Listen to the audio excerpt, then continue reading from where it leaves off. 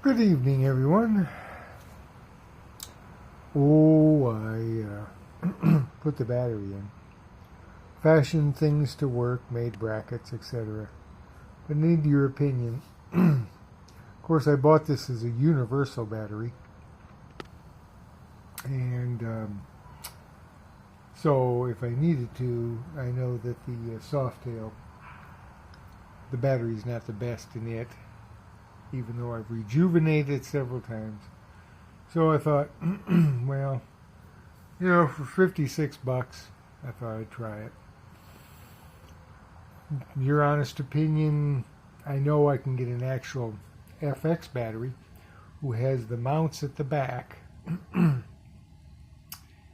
and I've got another top because I had to trim the top. So, but just kind of what do you think? Here it is. Now, of course, I put the my battery charger on it. Had to make an extended, and I don't know what was different on the FX. Consider this is an FX box or tray for the battery. What was the difference? Did they have, the back part of the frame, 71 to 78, was the same for FX. I think so. Maybe I'm wrong. But, so I made the extension. And then down below, I made a bracket for the regulator. Excuse me, the relay for the starter. Mounted the one and only, this model only has a one breaker, unlike the 1980 has three under here for ignition, lights, and accessories. This one just has the one. So your battery comes down to here, and then from here it sprouts out. You have the up here you have the one coming from the regulator, the one going to the breaker, and the one going to the starter or the solenoid. So yes, it's smaller and fits down under there well, just like this one does, except this one actually has it at the back. So I probably bought the wrong battery, but the battery is useful on the Softail. I did trim out the top and the front a little bit. I could do different things, and of course I could put something black right behind it, rubber, so you wouldn't see the battery. This is pretty well protected, and from the strap and everything, because this strap for the positive goes back a little bit. But barring the fact you see the blue, and I could fix that, that's easy, putting a piece of rubber in there. I put a piece of rubber on the back side because there is a little bit of movement this way. What is your honest opinion? Should I just go ahead and get the full-size battery and go back to the big tray? Considering now that when you look straight down, that's what you see.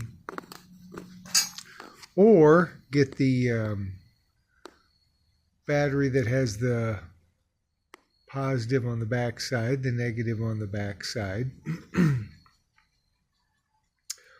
Or kind of leave it the way it is. Does it look goofy? I will zip strip those two down, zip them. And this too, make sure nothing contacts the exhaust. But I don't know what I appreciate other people's opinions, and what you think.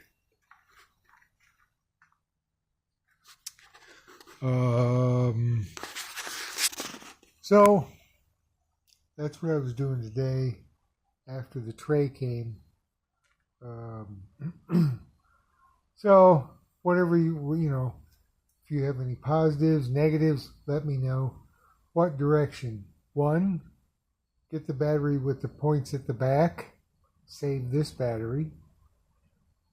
Get the big battery and put the original tray back in so I can like cover that up if you think. So let me know. Appreciate everyone's opinion. I'm just, one voice tinkering in a garage. So any ideas, let me know. I don't think anything else. I did a couple items, excuse me, came in the mail. I don't really want the large grips, but these are original tube in there and the original, I think, bracket. So it was like $10 and some shipping. So anytime I see original ones of those, I try and pick them up. I think that was about it. Oh, other than a box of grommets, because I needed to make a grommet for this here. For down there, where'd you go? Oh, there you go. It needs a grommet and a tube inside. So I cut a tube down, because that way it keeps them, vibrating. And then, of course, back here, that's just solidly mounted. So, yeah, I got these for like $6. I save grommets too, but then these are new rubber, so most of my stuff is from old stuff. So, well, whatever you suggestions come up, I appreciate everybody's input, and thank you for stopping by. It's been a Thursday, a great Thursday. Days suddenly kind of run together, I guess, since I'm retired. So, peace. Thank you. Bye-bye.